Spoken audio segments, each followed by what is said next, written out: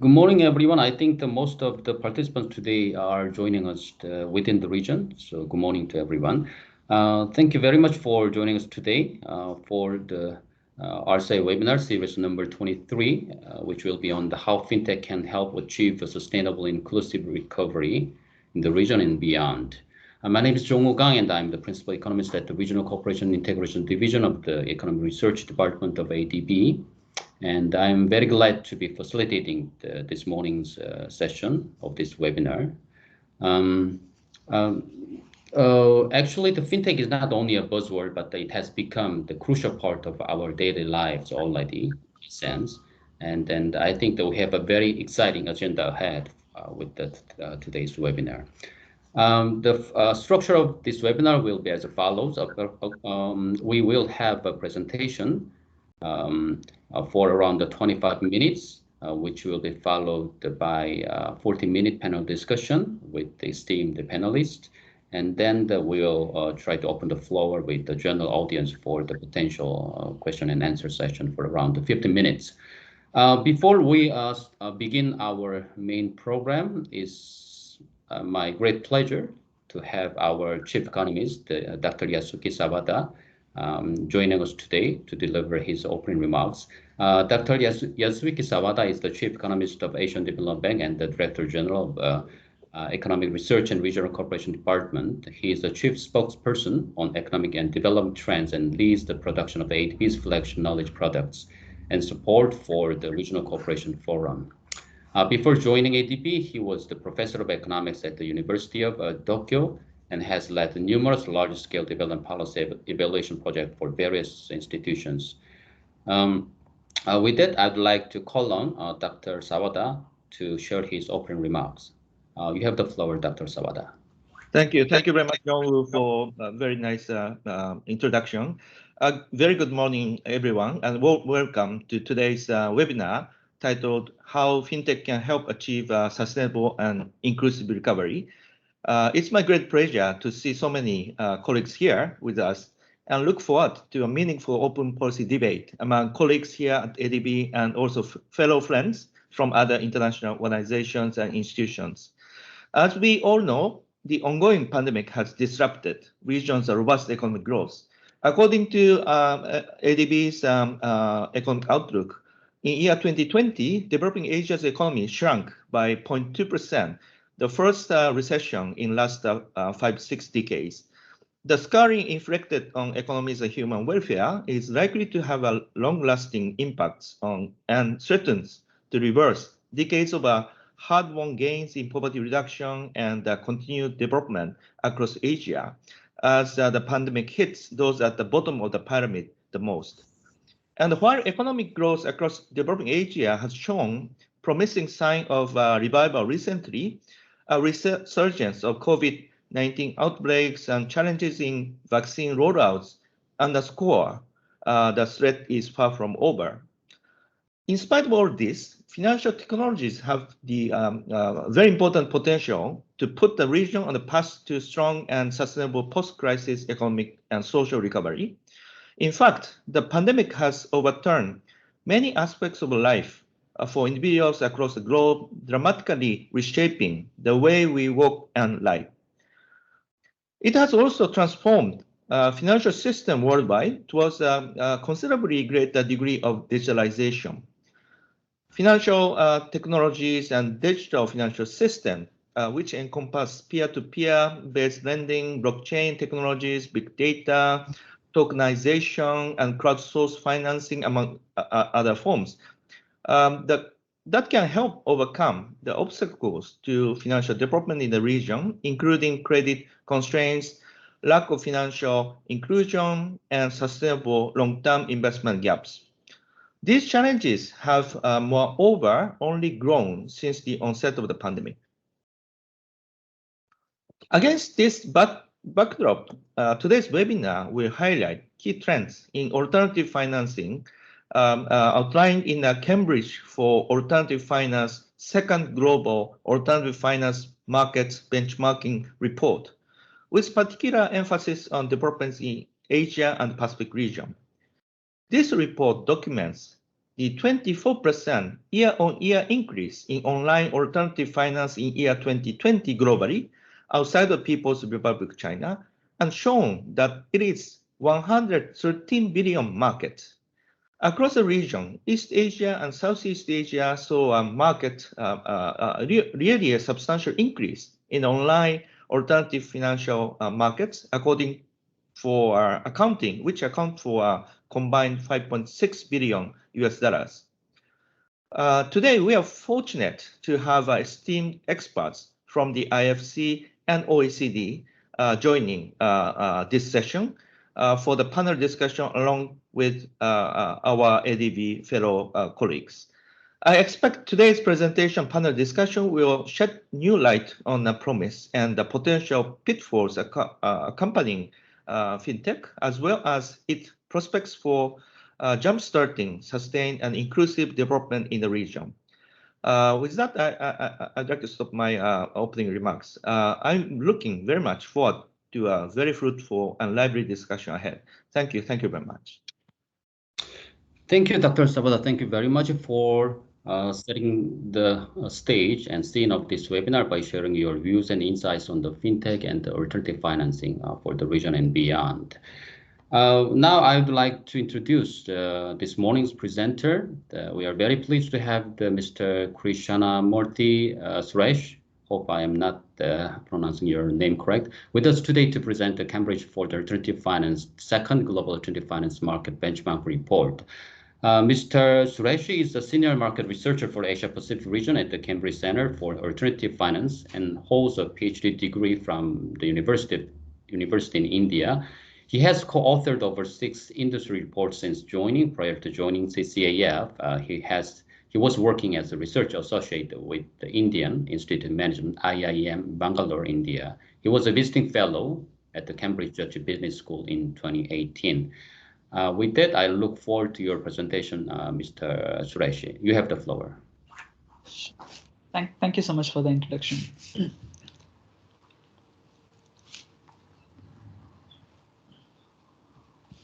Yeah, good morning, everyone. My name is Krishnamurthy, Krish, and I'm based in India. I work with Cambridge Center for Alternative Finance as the lead market researcher for the Asia Pacific region. I'm very delighted and honored to be with you here today to present the key findings from the second annual Alternative Finance Global Benchmarking Report. Before we begin, I would like to thank the Asian Development Bank for inviting CCF to present these findings. Next slide, please.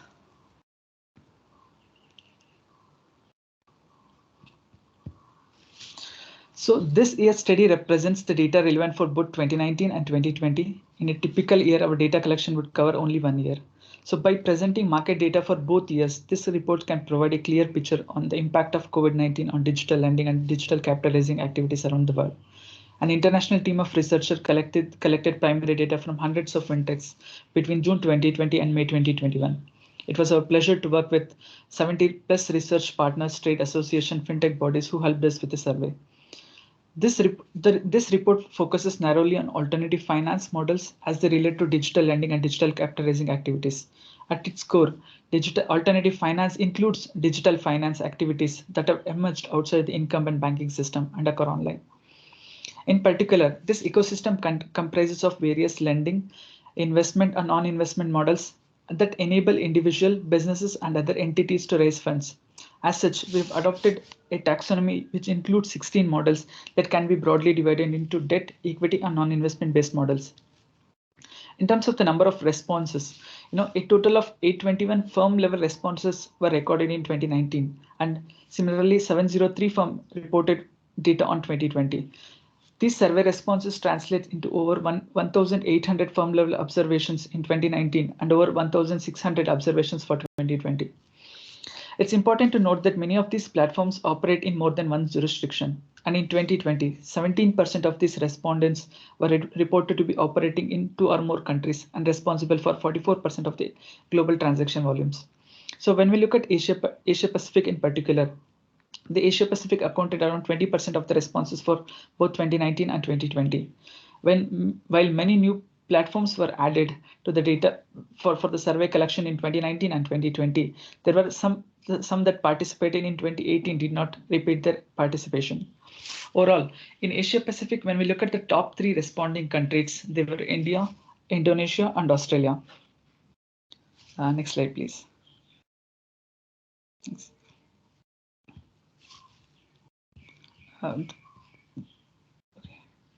So turning now to the specific region which are observed in the study, we have broadly segmented the globe into 8 distinct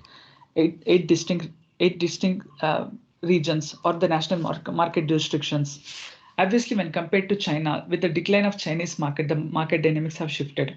As you can notice, in 2020, the United States and Canada contributed 65% of the global volumes, and the UK contributed just over 11% of the volumes. So taking the first and second place in the market share. So this is followed by Europe excluding UK in the third place with 9.9 billion volumes transaction values, and then followed by Asia Pacific excluding China, Latin America and Caribbean, Sub-Saharan Africa, China, and Middle East and Northern Africa. So overall, when we look at the comparison from 2019 to 2020, the regional developments began to emerge, suggesting that COVID-19 has impacted the various geographies observed in different ways. Next slide, please. I think we have missed one slide on the volumes. Could you please go back to a couple of slides? Yeah, this one. Okay, thank you. So when we look at the growth of alternative finance globally, the alternative finance represents the total funds that were raised online via a platform and delivered to individual businesses and other fundraisers in that particular year. So in absolute terms, as we can see, the global values fell from 419 billion in 2017 to 176 billion in 2019 and further to 114 billion in 2020. This significant decline in global volumes was largely driven by decline in the activities in China. To contextualize this further, in earlier years, the role of Chinese P2P lending industry served as a substantive and indeed a dominant driver of the transaction volumes, which making up the largest share and growing at a considerable pace. In 2017, as we can see, the China accounted for 86% of the total market. Since the regulatory crackdown directed at P2P lending industry in 2018, the prominence of Chinese lending industry, the prominence of Chinese lending marketplace has considerably declined. While in 2019, the alternative market in China accounted only for 48% of total global volume. And in 2020, the market share of China is less than 1% of the global. So when we remove the China from the rest of the world, a different picture emerges around the growth and resiliency of the sector. So when observing the rest of the world, the transaction values attributed to alternative finance actually continued to increase in the last 2 years, even against the backdrop of COVID-19. From 2018 to 2019, the global volumes excluding China rose from 89 billion to 91 billion and further to 113 billion in 2020, grown at a pace of 24% year on year. So one of the key questions, probably a primary question we wish to address through this study was how COVID-19 might have impacted digital lending and capital raising at a national, regional, and global level. The story that so far emerged is that despite the pandemic, the industry at the global level has largely been resilient in 2020. Next slide, please. Next, yeah, thanks. So when we look at the growth of alternative finance in the Asia Pacific region, the market grew by 55% in 2019 and 44% in 2020. So when compared to 2018. Nevertheless, the region saw a decline of 7% in transaction values between 2019 and 2020, which may be attributed to lower marketplace consumer lending activities predominantly in South and Central Asia. In order to assess the growth and value within the region more precisely, the Asia Pacific excluding China was split into 4 sub-regions: East Asia, Oceania, South and Central Asia, and Southeast Asia. Against 2018, all the sub-regions in Asia Pacific reported increase in activities for 2019, predominantly led by South and Central Asia, where the market grew strongly against 2018 at a 394% year on year. So which is due to 2 reasons, which could be due to 2 reasons. One is the increase in the lending activities in the region, and then increase in number of platforms responses for the sub-region. So it's interesting to also note that, however, while in 2020 the overall market declined, which is mainly driven by declining activities in South and Central Asia. which noted a reduction of 40% in activities. However, as we can see that both East Asia and Southeast Asia reported increase in volumes and continued to grow despite the challenges of COVID-19 pandemic. So when we look at the individual countries contributing to the sub-regions, South Korea and Japan dominate the East Asia market, representing 84% of the volumes, while Australia and New Zealand account for almost of all the volumes in Oceania region. Indonesia and Singapore dominate the Southeast Asia, and India alone contributes 89% of the South and Central Asia market. Next slide, please. Thanks. So when we look at the key models of alternative finance at the global level, it is observed that most models grew despite COVID. For the 6th year in a row, the largest business model globally was P2P consumer lending. It is worth noting that this model was most affected during the pandemic, experiencing uneven growth across the regions. The emerging economies tended to decrease more than their advanced counterparts. Interestingly, in 2020, the alternative finance activities directed at supporting SME sector grew quickly. The best two examples of this are, of course, the two models which are exclusively catered to the business borrowers, the balance sheet business lending and the peer-to-peer business lending model. This together contribute over 1/3 of the global volume in 2020. So finally, when we look at the change in the market share, we notice that the donation-based crowdfunding model has experienced exponential growth and grew by 160% in 2020.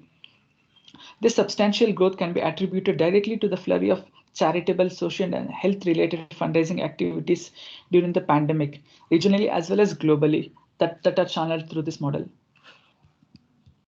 Next slide, please.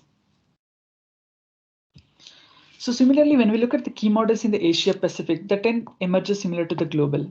Debt-based models continue to lead the market with over 85% of activities in 2020. Peer-to-peer consumer lending, peer-to-peer business lending, and balance sheet business lending continue to lead the region, contributing 60% of the volumes.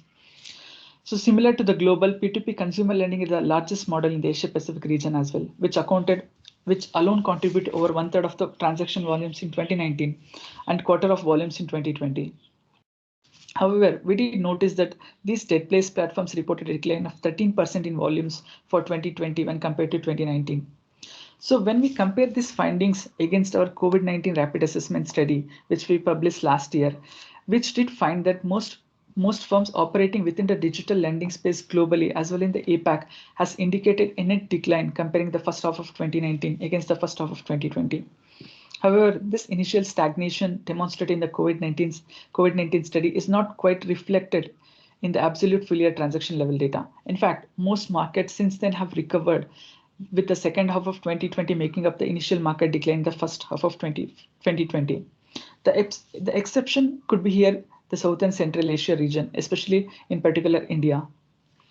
So when we look at the other models, like other than debt models, the equity and non-investment models, despite their marginal contribution to the regional market share, experienced a substantial growth, 64% during 2020. This is something that we have noticed in our COVID-19 rapid assessment study as well.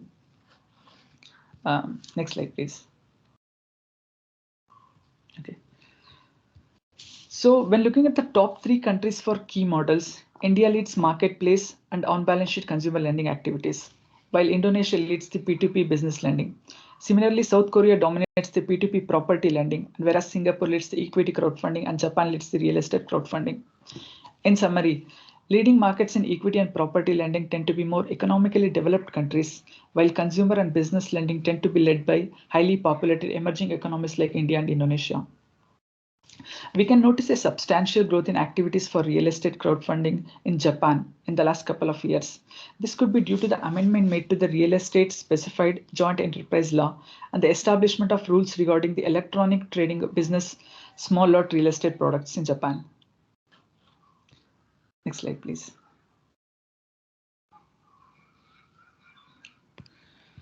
So as you can see, when we look at the top alternative finance countries globally, the United States, the United Kingdom, and Brazil leads the alternative finance market for 2020. We also notice 6 countries from the Asia Pacific among the top 15 globally, which are India, Indonesia, South Korea, Australia, Japan, and Singapore. It's important to note that most of these countries, among the top 15, they have reported growth in activities against 2019, with the exception of India and South Korea, which reported decline in activities for two distinct regions. India due to the impact of COVID-19, whereas South Korea due to regulatory challenges. Next slide, please. So when looking at the small business benefit from alternative finance, our data suggested that volumes going to entrepreneurs, startups, and small and medium sized businesses globally is on rise and proving to be a viable and long-lasting solution for long-lasting funding source, which may be even more critical during this time of pandemic, as it impacts the small business operations as well as their cash flows. So as we can see, globally, the volume of alternative finance, excluding China, that went to the MSMEs rose substantially from 35 billion in 2019 to 53 billion in 2020, a growth of 51% year on year. So by the way of comparison, in 2019, 38% of the transaction volume which went to businesses, while in 2020, the business funding accounted for 47% of the total global value. So an emphasis on business funding in light of pandemic is not altogether surprising. We have many examples to support this, in particular digital lending platforms participating in government schemes directed at supporting the SME sector. These examples includes Paycheck Protection Program at the US, the UK, the Coronavirus Business Interruption Loan Scheme, which allowed number of fintech firms, especially the digital lending firms, to originate loans via these programs. The highest business finance volumes were recorded in US, followed by UK and Europe. In all these three cases, the 2020 SMS focused values grew against the previous year.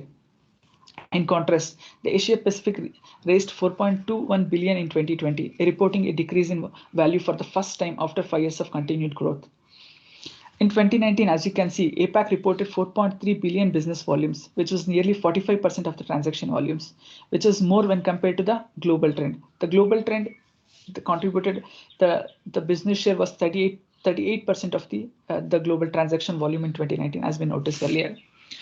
In 2020, this share increased to 47%, despite marginal decrease in the activities. So to highlight some of the activities in our region, the government in Australia introduced coronavirus small and medium enterprise guarantee scheme, which aimed at providing a credit line to the SMEs up to 40 billion Australian dollars, which included fintech, especially the digital lending platforms, to be involved in this government scheme. Similarly, we have seen this example in Indonesia as well, where digital lending firms in Indonesia work with incumbent banks to support SMEs during the pandemic. So overall, government across are increasingly supporting fintechs, particularly digital lending platforms, to disperse financial assistance to small businesses or individuals, providing greater confidence and inclusivity in the alternative financial systems. Next slide, please. So when we look at the banking status of the alternative finance borrowers, so alternative finance models have emerged to develop increasing financial inclusion, especially the debt-based models are seen as viable alternative finance route for individuals and businesses to access credit. An important measure of financial inclusion is banking status. So in this study, the respondents were asked to indicate the proportion of their customer base who are underbanked, not served, or without any access to the traditional financial services. The customer base who are underbanked with limited access to the financial services but not the complete suite, and bank customers who have full access to the financial services. When you look at the big picture, we can see across the globe the alternative finance platforms allow access to finance to underbanked and unbanked parts of the population. Comparing this data to our previous findings in 2019, 2017, and 2018, we can see that across all the regions, platform reported the share of underbanked and banked customers increased at the expenses of unbanked customers. However, this particular observation has to be explained in a different way, and there are several observations to be noted while explaining this trend. Firstly, it could be possible that these platforms switch to the switch to the customers who are easier to outreach, especially during the pandemic. Secondly, it could be possible that with the digitalization of financial services, the share of unbanked customers is continuously decreasing. Thirdly, with the increase of financial regulation in alternative finance, there is more pressure on the alternative finance platforms to focus on the customers who are identified through traditional forms of finance. As in previous year, USA, UK, and Canada, along with LAC, have the highest levels of bank customers. Whereas, interestingly, it's in most emerging countries, especially in Sub-Saharan Africa and Asia Pacific, our data shows that alternative finance platforms are quite clearly increasing access to finance to underbanked and unbanked customers, in particular underbanked customers. So, as we notice, among all the regions, APAC is reported to have served highest number of underbanked clients at 51%. So when compared to 2018 in the Asia Pacific, the alternative finance platforms serving underbanked borrowers increased, particularly in the Southeast Asia. So there is this another study which talks about the similar findings, which reported that in the Southeast Asian region, there are more than 70% of consumers are reported to be unbanked or underbanked. This indicating that there is this more potential opportunity for the alternative finance operating in this particular sub-region. Next slide, please. So when we look at the gender as a measure of financial inclusion, our data shows that the growing importance of both female funders and fundraisers. When comparing the total transaction values across the globe, the capital raised by female fundraisers and the capital invested by female fundraisers increased from 2019 to 2020. However, we see stark differences across regions and within the models of alternative finance. As can be seen by the green highlights, platforms in APAC, Europe, SSA, and UK reported higher level of female fundraisers. On the flip side, we see a drop in the regions such as LAC, USA, and MENA. So when we look at the APAC in particular, the average rate of female participation has increased marginally from 2019 to 2020, which includes both female funders and female fundraisers. Across all the subregions in the Asia Pacific, female participation in either category was less than 50%, as we can notice in the couple of charts indicated there. So, however, the overall participation rate increased in most contexts, with the exception of female fundraisers in East Asia and Southeast Asia, which have reported decline in the rates. So, to kind of contextualize this, female fundraisers can be found more prominent in the alternative finance model, which resemble the classic crowdfunding, which includes the non-investment forms of crowdfunding, such as reward-based crowdfunding and donation-based crowdfunding models. But an important exception here is kind of the trend which we have noticed from last couple of years. We have seen more female participation, especially in the peer-to-peer consumer lending model. Next slide, please. Thanks. So we ask our platforms to indicate the key risk factors as perceived by them. As you can see, changes in regulation was reported as a top risk for East Asia, where 50% of the respondents reported this to be a high-level risk. The risk of increasing competition from entry of big tech firms was reported as a major concern by platforms operating in Oceania, South and Central Asia, and Southeast Asia. Further, platforms in East Asia, 46% indicated risk associated with cybersecurity as another major concern. We also noticed customer fraud was reported as kind of a major risk by platforms operating in South and Central Asia, around 50% of the platforms. India is considered as a major alternative finance market in this region, contributing 89% of the recorded volumes for 2020. There was a major crackdown of illegal online activities in the country by the central bank, the Reserve Bank of India. This is over the rise in concerns related to unfair trade practices adopted by these firms, such as improper and aggressive recovery mechanism, use of non-transparent methods, charging exorbitant interest rates, additional hidden charges, improper use of personal data, unauthorized use of personal data by these lending firms, especially the mobile lending apps. So similar cases were reported in Indonesia as well, where unethical or illegal P2P lenders use improper collection practices and misuse the personal data of the borrowers. So we also can see that the changes to regulation was reported as a major concern particularly in East Asia. In Japan, the P2P lending sector is said to have burned by anonymous borrowers. concerns over unrealistically high interest rates. This consequently led to a number of major lending platforms in the region in the country to have been under investigation and received administrative punishments. Similarly, in South Korea experienced a further advancement in terms of fintech specific regulated development. With the sector having lost credibility due to the fraud and embezzlement cases, the country enacted the first world's law on P2P lending sector in 2019.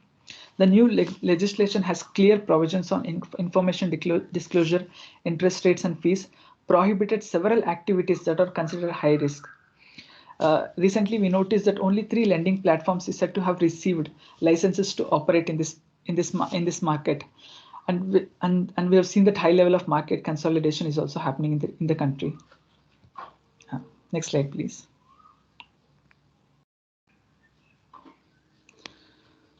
So the last slide I would like to talk about is briefly explain about the regulation. As we can see from the chart, 2 charts above on this slide, the regulation covering the alternative finance is increasing across the globe.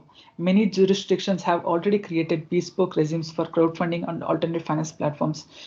If not, they are in the process of creating the regulatory scheme. We also asked our platforms to indicate the major risks they have come across. They are potentially to see. As we noticed in the Asia Pacific, changes to regulation as reported as highest risk in the globally as well, especially by the peer-to-peer lending, peer-to-peer consumer lending and balance sheet consumer lending models. Next slide, please. Okay. So to conclude, although the transaction volumes in the Asia Pacific declined in 2020, there are several significant sub-regional variations. As we noticed, the decline is predominantly dominated by the decline in the activities in South and Central Asia, and in particular India. But we have also noticed increase in activities in Southeast Asia and East Asia despite the pandemic. So changes to regulation and customer fraud were reported as a major concern by the platform, especially the loan-based platform or the lending-based platforms. So we see the amendments to the regulation and increasing authorization are providing more sustainable part to the recovery. In general, and in particularly in Asia Pacific, there is a need for greater collaboration between industry and the regulators on an ongoing basis to increase the orphan activities and the postmortems on this fail as the postmortems on this failures emerge. That's all from my end. Thank you so much for this time. Thanks so much for your time and opportunity. Okay, thank you very much, Krish, for the very comprehensive presentation shared with us. It's good that globally and also in the region, we are seeing quite a steady growth of fintech and alternative finance in the areas of P2P lending and debt and equity-based financing, as well as crowdfunding, etc., etc. Also, it's quite interesting to see that the greater portion of the alternative financing is serving the SMEs and also serving the unbanked and underbanked segment of the population, as well as also the female participation is increasing in this area. It's quite encouraging to hear. And also there could be some risks in terms of the fraudulent activities from the customers, also some regulatory risks, which could cut both ways, but I hope that we can have some more time to discuss all these issues. And let us now move on to the panel discussion of our program today. So we are joined by very esteemed colleagues with considerable expertise in this field who will share their insights and perspectives through the panel discussion. Each panelist will have 5 to 7 minutes for a short presentation or brief remarks. Let me first try to introduce today's panelist. Ms. Mamiko Yokoyarai is the Deputy Head of Financial Market Division, Head of Infrastructure and Alternative Financing, OECD.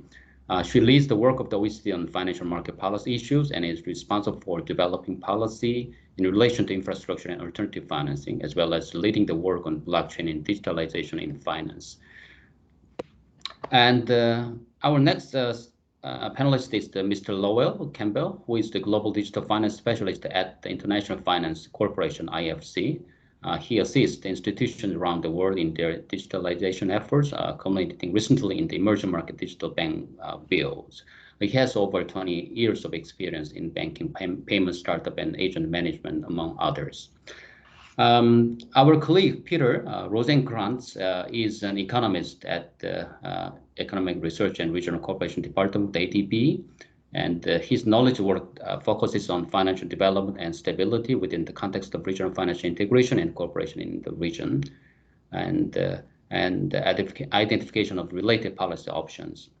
And last but not least, Ms. Purnima Jayawardana is a financial sector specialist from the Asian Development Bank. She has been involved in the ADB's financial inclusion interventions in the Southeast Asia region. She holds the MSc in the International Development from the University of Manchester in the UK, and the BBA, MBA, and the PhD degree from the Rich Maikan Asia Pacific University in Japan. With that, let me start with Ms. Mamiko. I'd like to invite Ms. Mamiko to share her views on the challenges and opportunities accompanying alternative finance. You have the floor, Ms. Mamiko. Thank you. Thank you. Thank you very much for that very kind introduction. Let me try to share my slide.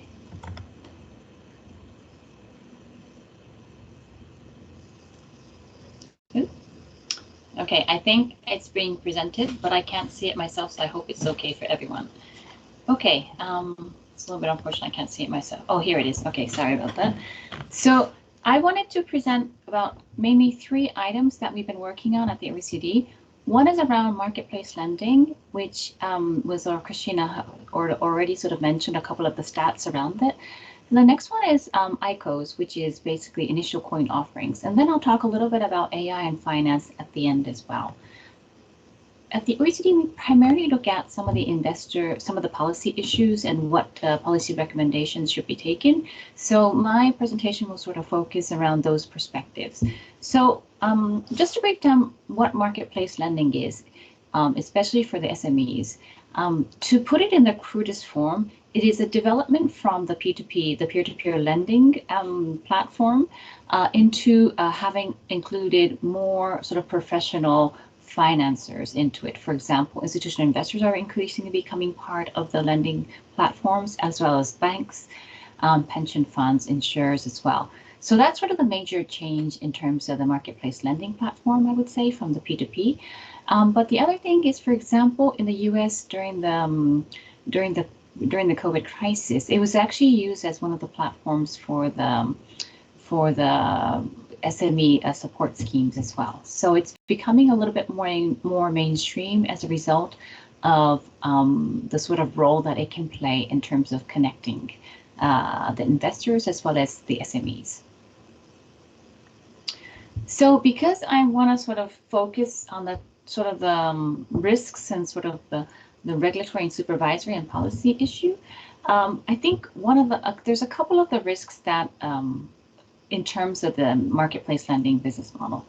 One is there's a lack of regulatory capital rules vis-a-vis the platforms, and whether this will remain so is a little bit questionable, as the role and the money that's intermediated through it goes up. It could eventually be deemed as needing regulatory capital rules as well. So while currently the lack of regulatory capital allows it to leverage more of its existing funding, it could in the future change. So that's one of the risks. The other risk is because it's a platform, it lacks a duration matching mechanism, which could be problematic for some duration, some sort of SMEs that are looking for specific durations. So that could be a drawback in terms of some of the marketplace lending. The funding is by nature unstable because it depends on who the investors are. So that's another inherent platform-based issue. And the risks could be misaligned, and it could lead to moral hazard in some instances. Also, there's not been any specific large-scale issues around the marketplace lending. So there hasn't been any stress testing done. So in a crisis situation, when the volume becomes large, what could happen? It's unclear. Also, most critically, there is an absence of a secondary market at the moment. And this is one point that could really sort of hamper the development of marketplace lending going forward. So because I want to focus a little bit on SME financing, and I think Krishna's presentation also had a big focus around SME financing. At the moment, SME financing via marketplace lending is really limited to the US and UK, which is not surprising given that the fintech sectors are much larger there than other countries. But essentially, the role of institutional investors is really key for the marketplace lending basis platforms to be able to develop and grow. So even in Asia and Asia Pacific, for the marketplace lending to really grow, it will really critically depend on the institutional investors wanting to actually become part of the investors of these platforms, or banks wanting to participate as well. Given the low interest rate environment, it could be an option, but some of the sort of more unstable natures of the platforms could be a factor to take into consideration. So obviously, the substantial involvement of institutional investors will be extremely important. Without that, the growth of the marketplace lending will be limited because you can't depend on retail investors forever. Also, there are no capital requirements, as I mentioned yet, but this is something that could change given that there's becoming increasing focus from the regulators around some of the newer fintech mechanisms. Also, there hasn't been a lot of independent analysis of the marketplace lending platform yet. So this could also become an important factor that institutional investors could play in terms of developing the marketplace platforms as well. So that were some of the key points that I wanted to raise with regards to the marketplace lending. So now I'll turn to the initial coin offerings. And I think in the crudest forms, the way to think about ICOs is actually to think about, instead of raising fiat money, you're raising cryptocurrency. And basically it's very similar to a security issue. And I would say that's the sort of the most basic level, how it sort of operates and how it's seen. And it is primarily financing SMEs as well, because it's the way for them to be able to raise financing in a much more quicker and less disclosure involved way. So there are benefits and risks of ICOs. Because ICOs are a lot less burdensome, it could be more inclusive, meaning SMEs have more opportunities of actually issuing ICOs. And there's no exchange of value without the central authority involvement. They're also faster to implement than IPOs, and they're able to actually raise risk capital without ownership rights, which would be an issue in IPOs. And some of the pricing around ICOs is still an issue. I think it's still an issue with IPOs. There's a lot of discussion about the valuation, but I think ICOs, it's even more difficult given the underlying cryptocurrency volatility that I think we all know about. So supporting ICOs for SME financing, it does allow small retail investors to participate in financing SMEs and startups, which would be a big benefit for SMEs. And it could provide more direct access to an unlimited investor pool for SMEs. But for that, there will probably need to be more established regulatory and supervisory frameworks. This does not really exist in most countries yet. Probably standardized disclosure requirements will be key as well, because I mean, perhaps not as much as IPOs in terms of the disclosure requirement, but the current disclosure requirement is pretty dismal. So that will have probably a key requirement. There needs to be enhanced investor protection. As you can see, they are primarily retail investors, so to safeguard their rights will be important. And finally, anti-money laundering and combating of financing of terrorism requirements will be important. The Financial Action Task Force has already discussed it, but having new recommendations included will be an important step for ICOs to really develop and not be seen as a sort of a fraudulent fundraising scheme as well. So I just want to, I think I have two slides, maybe two slides around the AI and finance. And so the first slide is around the areas in which AI is being used. So it's pretty now all comprehensive at the moment where AI is being used. And I think we're all probably very familiar with, for example, robo-advisors, credit scoring, There's a lot of anti-money laundering related and KYC related checks that are sort of generated by machine learning. So it sort of spans from the back office to the front office as well. So it is very widely used in all sort of segments of the financial market. But there are a number of risks of AI in finance that we should probably be aware of, because I think our understanding of the impact of AI is still very poor, and we're just grappling with it at the moment. So the most important one is probably, well, I probably don't want to rank them, but data management, privacy, confidentiality, and concentration risks are one of them. Because AI by nature requires, it could be big data, it could be more structured data, but it does require a large amount of data to actually make machine learning possible. And for this purpose, there is a lot of inappropriate use of confidential personal information for this. And so that can be a big issue. Also, as a result of those who can develop AI could become the winners, and that could lead to really concentration risks in finance. I think the well-known issue is algorithm bias and discrimination, because I think we know from the example, I think, of the Google AI, that algorithms tend to enhance the biases even more, or there could be unintended biases that are sort of incorporated into the algorithm, which could be very difficult to then parse out. And I think that is one of the key concerns that a lot of people have in terms of being inclusive for your financing. There's also the explainability conundrum. A number of countries sort of have said to AI in finance that if you can explain why such an outcome was possible, then it'll be much better. But having said that, the black box nature of AI makes the explainability conundrum more of a thought piece and not really a practical thing, at least so far.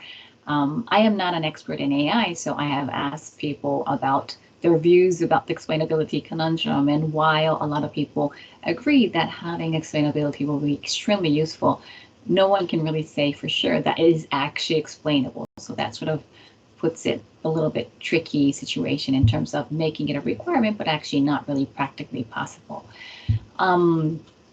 So there should be a lot more training, validation, and testing of AI, but this is also very difficult at the moment. But it should be more a much more stronger requirement to make sure that the robustness and the resilience of the AI exist. Governance of AI is very difficult, and I think it sort of goes with those who develop the programs may not necessarily understand or know about some of the issues that could be manifested by AI machine learning.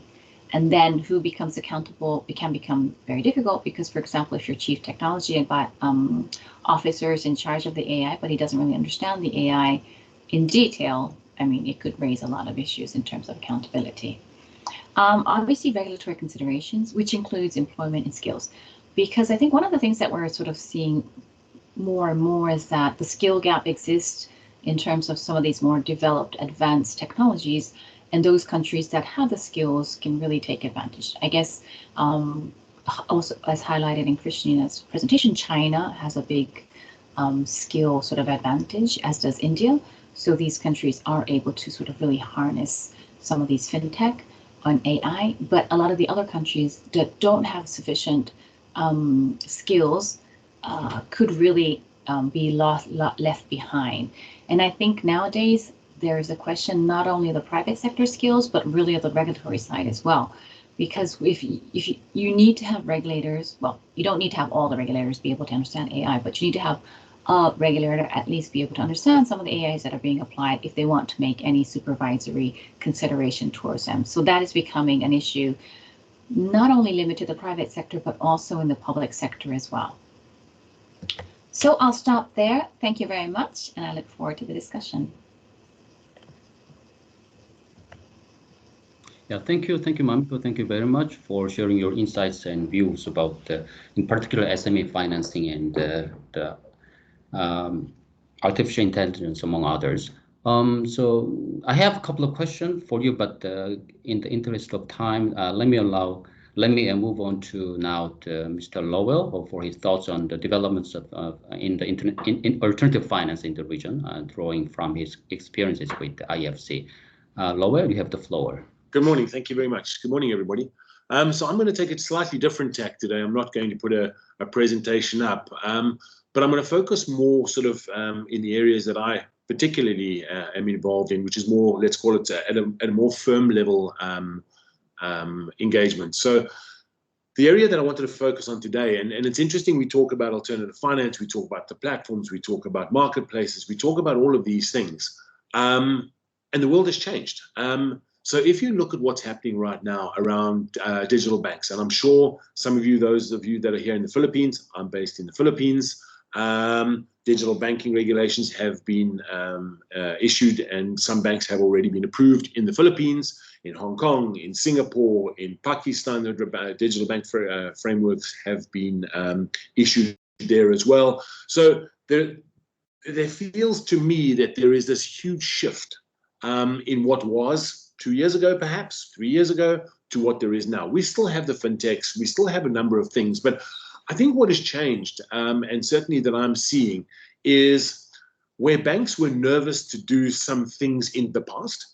COVID, unfortunately, and global changes have shown that there is a way for them, and there is a need for them to be involved in digital banking, or at least transforming themselves significantly in such a way that they can actually transact the mass markets or transact sectors that were not there before.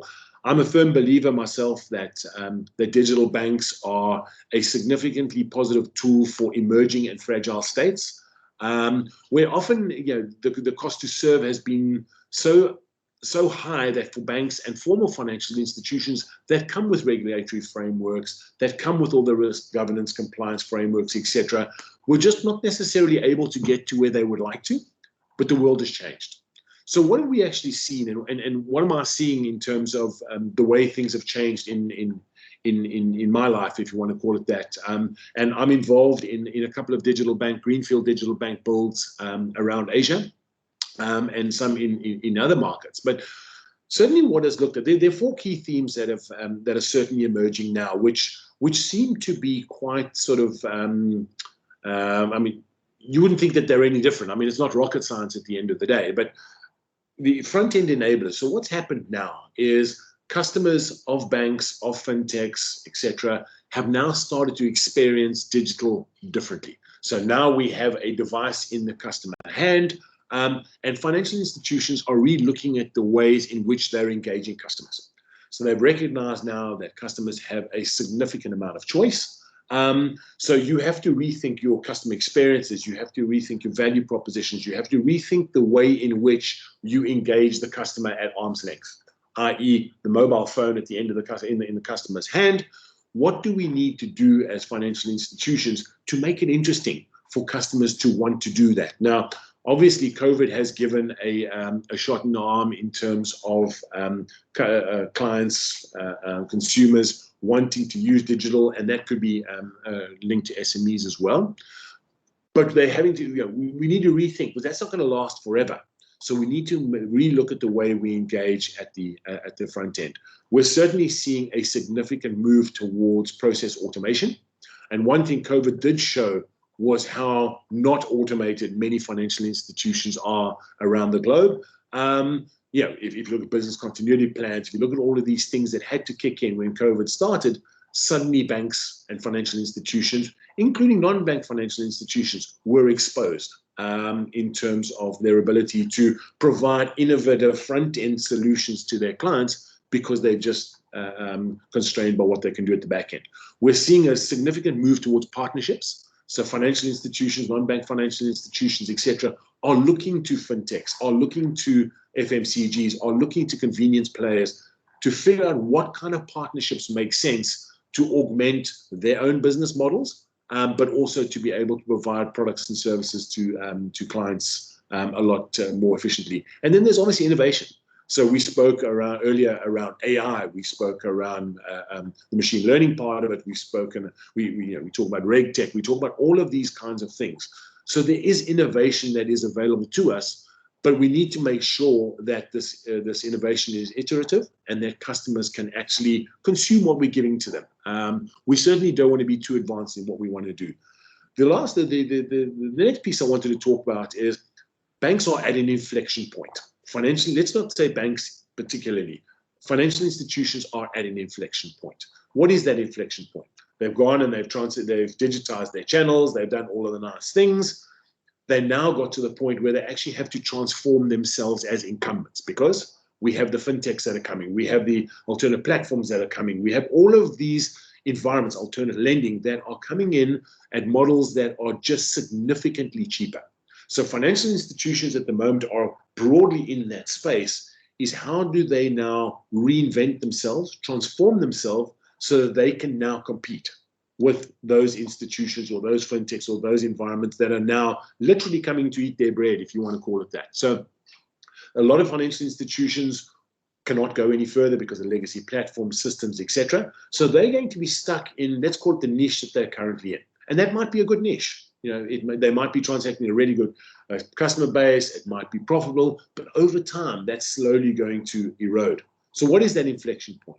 That inflection point for financial institutions, and we're seeing this because I'm dealing with it on a daily basis, is to say we actually cannot go any lower as an institution. We are now exposed in terms of the competition that is in the market in the areas we have traditionally served. So we now need to look at a digital bank. So remember, in a formal financial institution, I'm trying to drive my costs down. When I'm looking at a Greenfields digital bank, I'm actually starting with a cost base of 0, and I'm only layering in what I need to layer as and when it's required. So it almost gives you that ability to work a little bit more closely towards what your competition in the market are doing. And why are banks looking at this? Apart from the transformation, apart from being able to transact low, there are actually 4 imperatives. And I worked on this model 10, 15 years ago, and I would never have known it was as relevant as it is today. Revenue generation. Everybody's looking for revenue at the moment. But we obviously have the constraints that we have from a digital perspective. Revenue defense, I think, has become one of the biggest issues. You know, formal financial institutions, non-bank financial institutions, and in fact, fintechs that started, let's say, 1.0, and there are now the 2.0s, they're needing to defend revenues where they may not necessarily have before. So the imperative is there for you to actually have to get involved. Obviously, cost reduction. Everybody's trying to reduce costs now so that we can get to that lowest cost to serve. And then cost avoidance. Nobody wants cash anymore. I mean, cash is good, obviously, and a lot of people use it. I'm not saying cash is going to go away. But everybody is trying to avoid things like cash, where there's a significant holding cost, there's a significant risk cost, etc. So collectively speaking, and I'm not going to go through one of the other 2 slides that I have in the interests of time, but collectively speaking, we're seeing a major, major shift in the way financial services around the world are starting to evolve. I always joke and say 1994, whatever it was, they cloned Dolly the sheep. So nothing is impossible now. I think banks have now suddenly, or financial institutions have started to think we need to look at this a little bit more closely. So all the things we've spoken about this morning around alternative financing, in terms of marketplaces, in terms of AI, in terms of machine learning, banks are trying to figure out how to use that. And at the moment, it's still early days for some institutions. There are aggressive ones that have done well. China's doing really well in the space. Singapore's coming up. Hong Kong's coming up. But they're going to get it right. And everybody is looking to, let's call it a more modular approach, where we literally stack in Lego pieces as and when we use them as financial institutions. And ultimately, where banks look to be heading is they're almost becoming lifestyle brands, that as a consequence of lifestyle, there is a financial transaction, which is banking, and they're moving in this direction. So I think that the message I wanted to get out to everybody today is we're seeing this shift. Regulators are seeing this shift. Regulators are trying. Regulators are looking at stablecoin. Regulators are looking at CBDC. They're looking at alternate ways to move money around, obviously more securely, obviously with more regulatory oversight, etc. So these are things that are coming at a firm level, and all the things we're doing at a policy level, everything we're doing at a regulatory level, they're infusing themselves into the way that financial institutions globally, and particularly in Asia, are moving. So Yeah, I guess that. I mean, I'll stop for questions later, but that's certainly what I'm seeing on a basis. And my last thought to everybody is we need to take cognizance of these things because they are coming. But how do we infuse all these fantastic things that are ongoing to make a better experience for financial inclusion and to get access to more and more people? Thank you very much. Thank you very much, Lowell, for sharing your views based on your hands-on experience working with the financial institutions in the region. It's almost tantamount to the paradigm shift that taking place on the ground. I can see from your views shared with us. Okay, thank you very much. Now, let me move on to my colleague from ADB, Peter, who will be talking about some of the risks posed by fintech as well as their policy implications for the region. Peter, you have the floor. Thank you.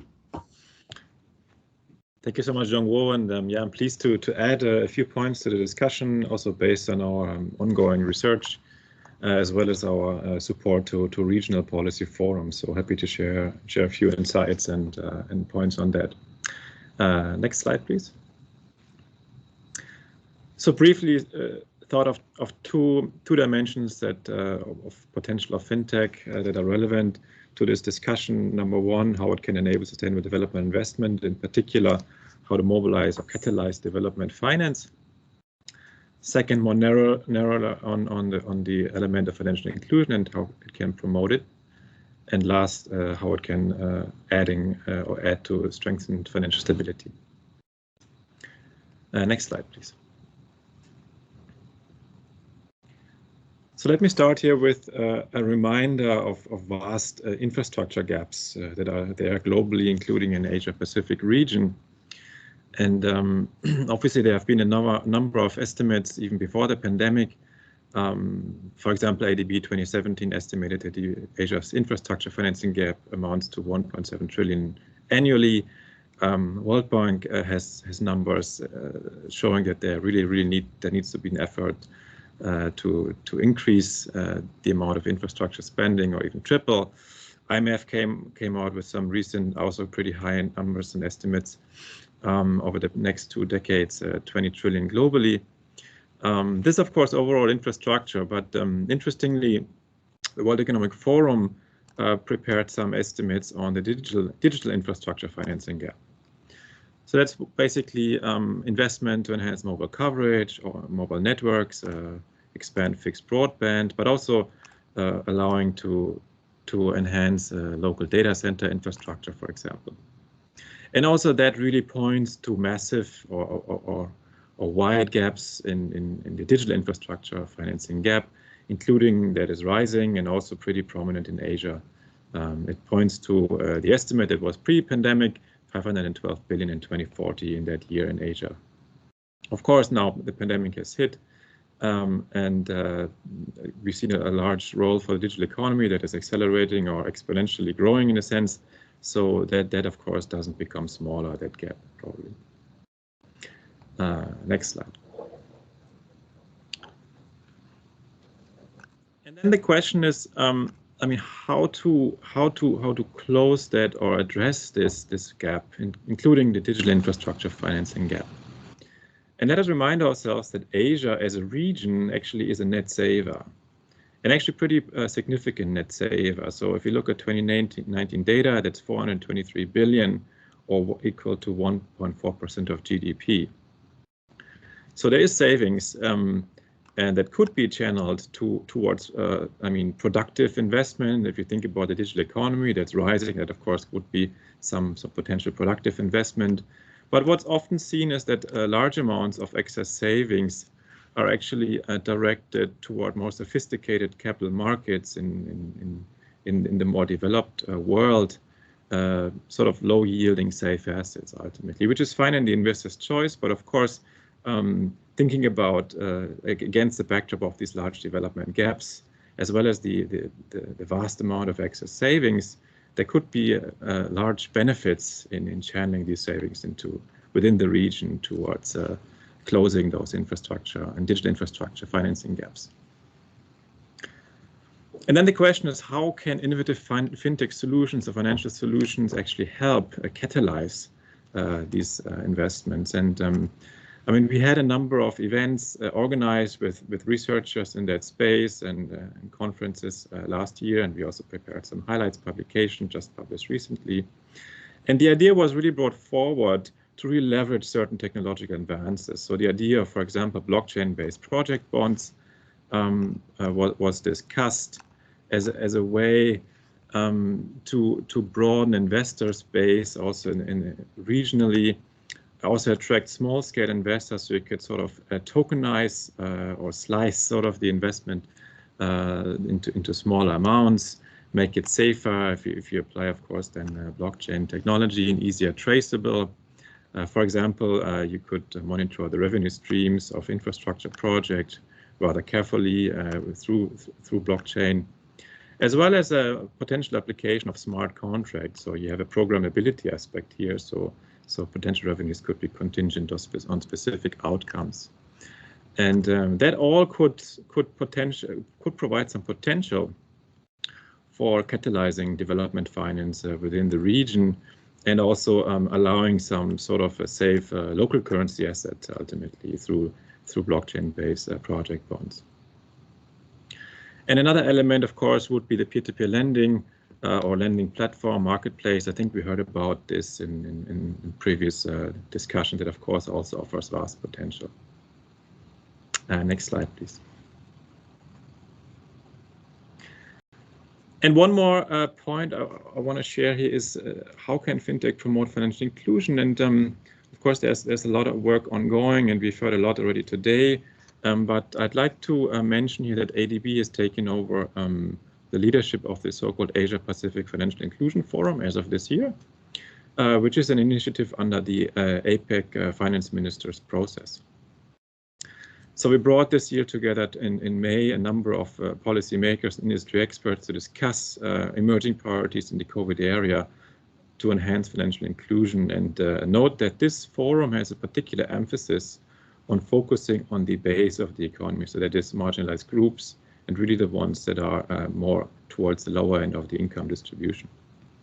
And we really talked openly among policymakers and industry experts on what are potential priorities first that are most immediate, so to facilitate the recovery, and also some aspects that are more long-term challenges with regards to financial inclusion.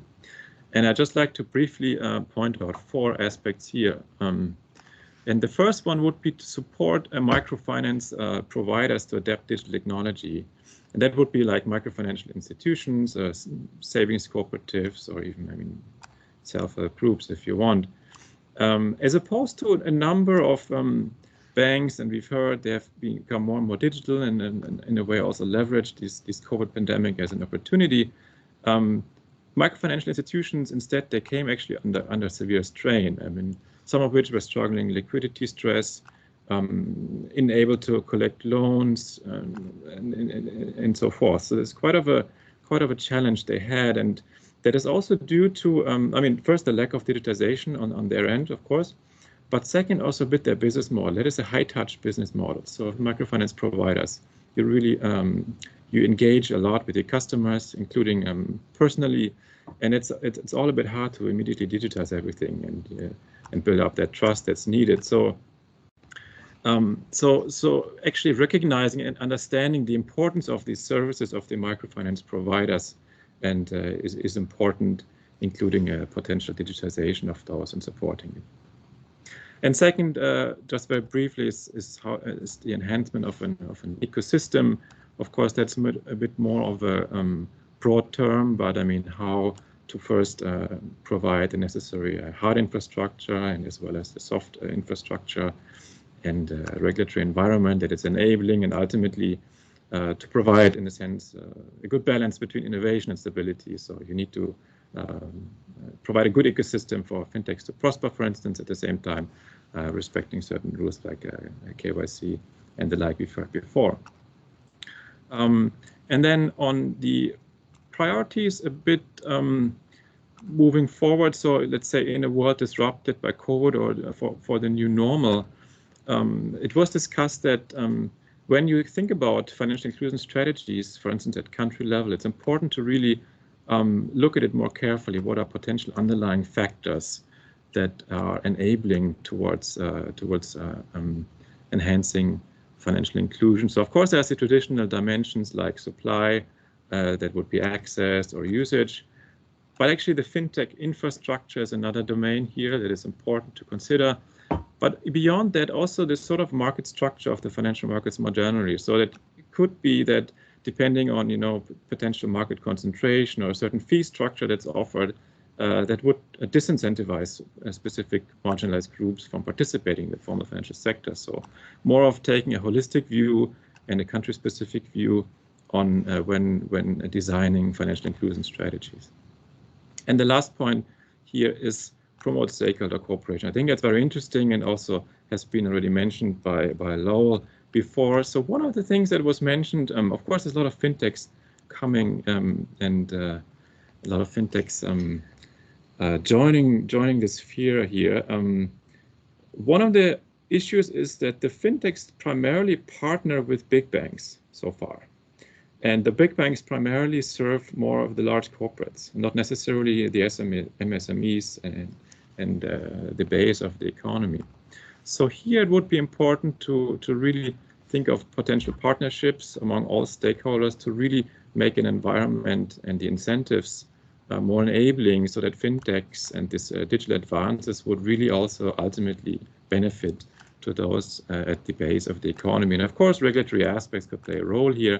There are certain regulatory requirements that may be more advantageous towards the large banks, large financial institutions. So any streamlining, including through digitization, you can think of a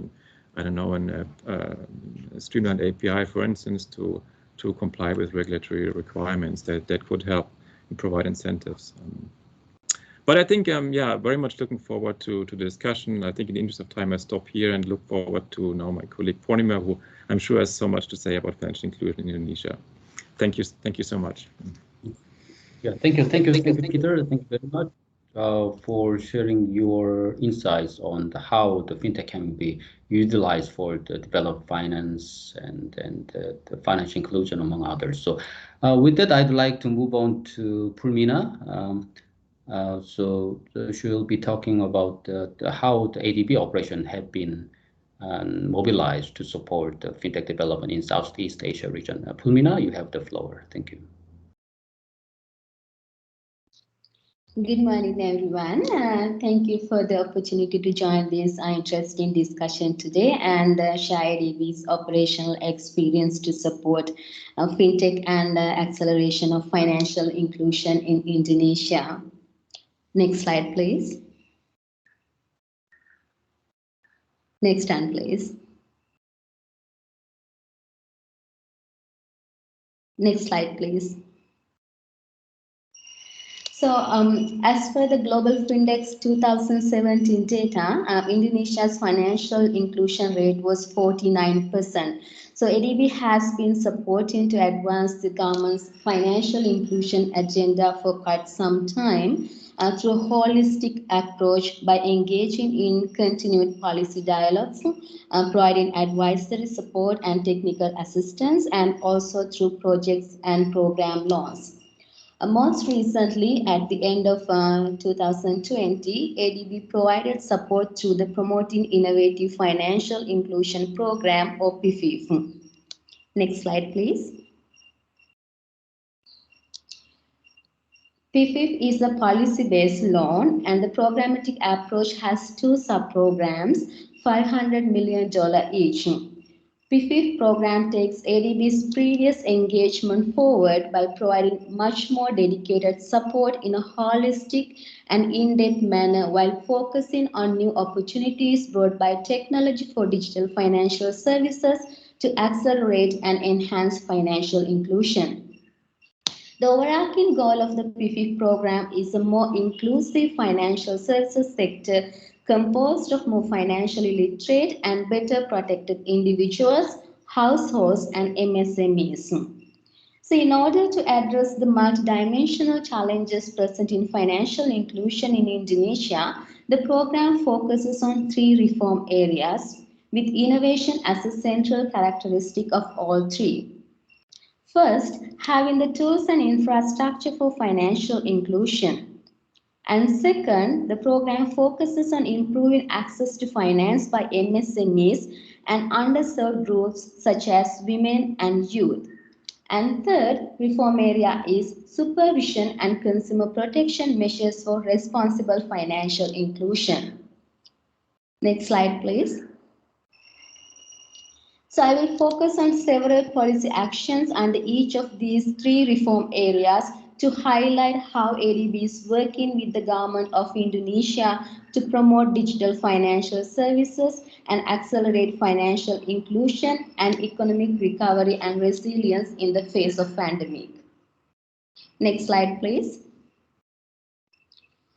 Under the first reform area on tools and infrastructure for financial inclusion, the program supported the OJK to develop a 5-year digital finance innovation roadmap and action plan. So this sets policy priorities in fintech and encourage greater use of technology for financial inclusion along with regulatory sandbox to promote digital financial innovations. Second, program also supported the launch of Indonesia's Payment System Blueprint 2025 and implementation of reforms to support more inclusive payment ecosystem. Third, the government pilot tested the use of national biometric identification to facilitate eKYC requirements. This policy action aims to make it easier to open a bank account and enhance the delivery of digital financial services to the unbanked and underbanked population across the country. Finally, programs supported the development of a geospatial financial service mobile application called Lokasiku. This aims to assist consumers to locate branchless banking agents and other financial service providers. The app will also be customizable in the next phase such that the G2P payments information can also be added. Next slide, please. The second reform area on improving access to finance by MSMEs and underserved groups include, first, the adoption of alternative credit scoring framework. This will enable a broad-based credit scoring mechanism for lenders to provide more lending to MSMEs. Second, the program supported the launch of the Fintech Lending Data Center or FUSDAFIL. FUSDAFIL aims to increase the accessibility, usability, and availability of up-to-date MSME credit information to promote responsible financial inclusion and to mitigate the risk of credit default. Finally, the program also supported the establishment of Eastern Indonesia Financial Innovation Lab or IFIL. IFIL aims to promote collaborations between the regional development banks or BPDs and the financial technology sector designed to create new products and serve new markets, such as women and youth-owned MSMEs, and better serve the agriculture and tourism industries and increase resilience of BPDs to the impacts of the COVID-19 pandemic. Next slide, please. Under the third reform area on supervision and consumer protection, the program supported the adoption of a high-level strategic framework on RegTech and SupTech. This will enable more cost-effective and data-intensive supervision and regulation. And PFIF also supported the approval of Indonesia Fintech Association or AFTAC as a self-regulatory organization for digital finance innovation, which will complement OJK's market conduct supervisory efforts in this rapidly growing sector. According to the latest available data, there are over 381 licensed fintechs in Indonesia. Finally, in keeping with ADB's holistic approach to financial inclusion, which includes a strong emphasis on financial literacy, ADB supported the development of an experiential financial literacy and career exploration program for Indonesian youth called YBank, and also supported the development of Smart Digital Indonesia series to improve digital financial literacy in the country. Next slide, please. The program also has a very proactive approach to women and youth financial inclusion and supported the launch of Women's Financial Inclusion Strategy as well as Youth Financial Inclusion Strategy, With this, Indonesia became the first country in the world to have dedicated financial inclusion strategies for women and youth, and these provide comprehensive response to specific challenges to financial inclusion by these groups and also sets out targets and actions for digital finance. Next slide, please. Yeah, so these are some of the highlights from our experience in Indonesia, and thanks again for the opportunity to participate in this dialogue today. Thank you, Purnima. Thank you very much for your insightful views and the presentation made on the ADB's intervention for the financial inclusion in Indonesia. It's very interesting to see some tangible differences are being made through our intervention and support for the government. With that, I think that we don't have much time for the panel discussion, but at this juncture, I'd like to open the floor for the questions from or comments from the audience. If you have any questions or comments, please raise your hand by clicking on the hand button. And you can go ahead with your question or comments, please. Otherwise, perhaps I can pose one question to Mamiko from OECD. During your presentation, Mamiko, you have mentioned that in the sphere of the market-based lending, you have illustrated several bottlenecks or challenges, one of which was the lack of the capital regulation. But in the subsequent slide on the SME financing, you have alluded to that fact that some of the discussions are being made, and we may in the future see some kind of progress being made in this area. So I'd like to ask you to elaborate on whether we will be seeing some kind of Budget 2 or 3 type of capital adequacy regulation in the sphere of the fintech world or alternative finance. Thank you. Yeah, I think the lack of regulatory capital at the moment has it has advantages for SME financing, obviously because it allows a lot more financing to become available. But at the same time, depending on the size and the growth of the market, and if there could be severe consequences as a result of the marketplace lending platform, there is the potential that regulatory capital requirements could come in. So I think it's a little bit uncertain at the moment. But at the same time, I think it's important to actually consider these because as you've seen probably in some of the coverage in the media, for example, Binance, which is a big platform, has now becoming part of investigation in a number of countries. And so there are a number of fintech related investigations that are being made in particular around how the regulation should take place. And this is in particular something that is probably important for any sort of platform that uses cryptocurrency, because cryptocurrency is really becoming subject to scrutiny because of the potential financing of criminal activities. Thank you, Mamiko. Thank you very much. Again, the regulatory issue is quite a subtle issue, and also it could cut both ways. Too much stringent regulation could stifle the innovations in the private sector, but without the proper regulation in place, there could be the risks of the privacy and other types of the risks. So, yeah, with that, I see one hand raised by Sean Hunter. So, Sean, please go ahead with your question or comments. Thanks, and thanks everybody for the really interesting presentations and discussion. I just have maybe a comment more than a question. I'll just put it out there, but something that I think is really interesting in this conversation when we're talking about fintech and the growth of these sort of digital markets, and especially in the context of financial inclusion, is whether or not there is a risk that we should be considering in terms of the growth of fintech, and is there a risk of it actually creating more exclusion, particularly at the base of the economy, so the poorest, most vulnerable segments? And so, as an example, like any other financial institution, traditional microfinance providers rely on scale to achieve their sustainability.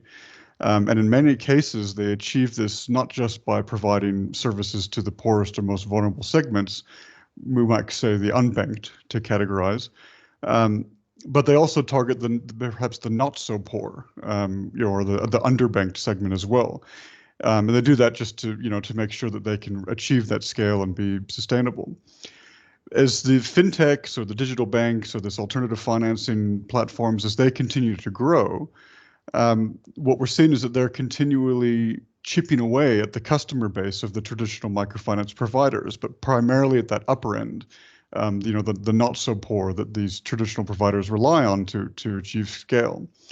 And so this, coupled with the other increasing risks that microfinance providers are facing, it sort of creates a new risk where if these microfinance providers disappear because they can no longer achieve scale, we're now in a situation where, for example, the fintechs may not be able to reach the base of the economy, and if the microfinance providers aren't there, those people are now left with no service provider. So it's something that I think is perhaps worth exploring a bit more. I haven't seen a whole lot of discussion or literature around it, but something that I think might be worth exploring more in case there's something we need to be doing to mitigate that. Thanks. Thank you, Royal. So before we go to the panelists or Krish for the response, perhaps we can put together some of the questions first. I see the Edmund's hands raised. Edmund, please go ahead with your question or comments. Thank you, Jung-woo, for organizing such excellent presentations from excellent speakers. Just one question for me, for Purina, I think related to Indonesia. I think there are a lot of changes being promoted by the government and supported by ADB. I was wondering if there are early success or early result that can be shared in terms of the impact of these regulatory changes. Thank you, Jung-woo. Yeah, thank you, Edmund. So now, but the first question by Sean was about the financial inclusion and so potential marginalization of the microfinance due to some dominant role played by the traditional financial institutions. So perhaps that question I can direct at Lowell, please. Sure, thanks very much. That's a very interesting question. And yes, I mean, yeah, if I were in the microfinance space, I would be concerned globally. Because traditionally that is a more sort of high touch approach to serving customers. But what we have certainly seen is a number of the microfinance institutions re-looking at their own business models, re-looking at the way they serve their customers. So I think there is an evolution of microfinance institutions to recognize let's say the threat of fintechs, etc., coming into their domain for sure. So on the one hand, they absolutely are looking at it. I don't see a shift, overnight kind of thing, because you're right. It's how do you get to the last mile? Because the last mile is often the most complicated mile to actually transact or to create any products or services for people who certainly don't understand that side of the market. So it's absolutely something that has to be looked at. There needs to be a lot of work with microfinance institutions to try and sort of get them to evolve a little bit more rapidly. But the reality is that fintechs are going to go there. It is the place that many fintechs or digital lenders or digitized institutions feel is open to them now, because the cost to serve is exponentially lower than it was before. So there are risks.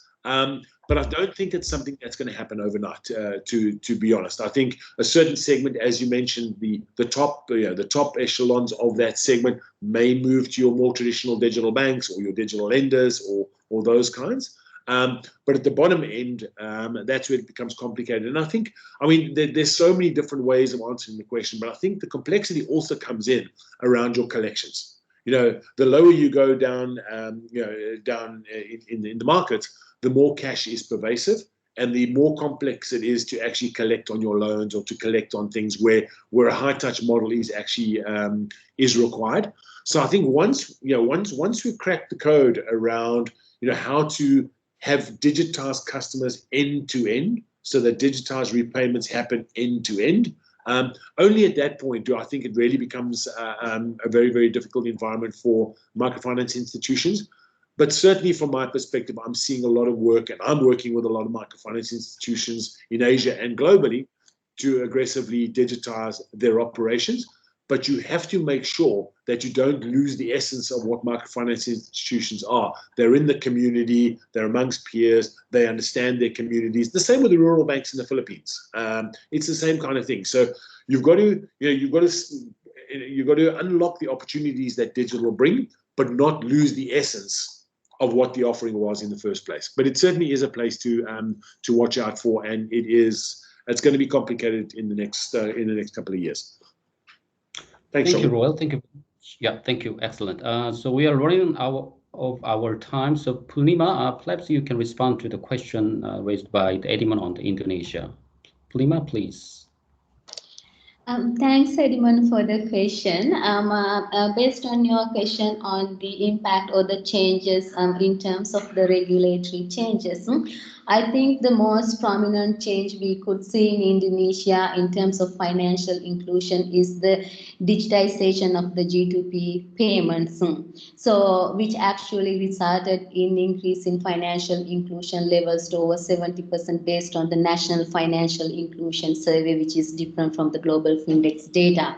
But apart from that, I think we see a lot of changes in terms of the regulatory sandbox and different business models are emerging. But looking at the impact, actually, we see that still the fintechs are concentrated in the areas such as Java, where used to be a lot of microfinance institutions. So under our sub-program one, we focus on a lot of regulatory support and also the roadmaps and action plans. So it's too early for us to comment on the impact of these initiatives. And in our sub-program 2, we will be looking more into this and will be focusing on more regional aspects to financial inclusion and looking at the changes that these can bring into access the universal financial inclusion targets of Indonesia. Thank you. Thank you. Yeah, thank you, Purnima. Thank you very much for your very succinct and well structured response to the question raised by Ediman. So it's a bit unfortunate that we cannot have enough time to discuss all the important issues put on the table, but I hope that we will be having another opportunity to discuss this very crucial area in the future. With that, I'd like to thank all the panelists and the presenter today. Thank you very much for your insights and perspective shared with us. It has been very useful in particular for ADB, for our thinking about our operations and capacity building programs to be provided to our developed member countries in the region. It has been very useful information for us to have.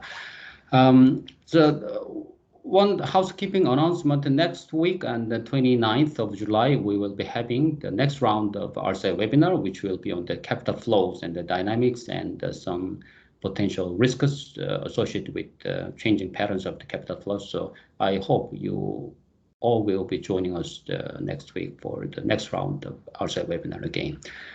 With that, thank you very much. Thank you everyone for joining us today. And then with that, I'd like to close the webinar of today. So stay safe and bye now. Thank you. Thank you, everyone. Thanks, everyone. Bye-bye. Thank you, everybody. Thank you. Bye-bye. Thank you. Thanks. Bye-bye.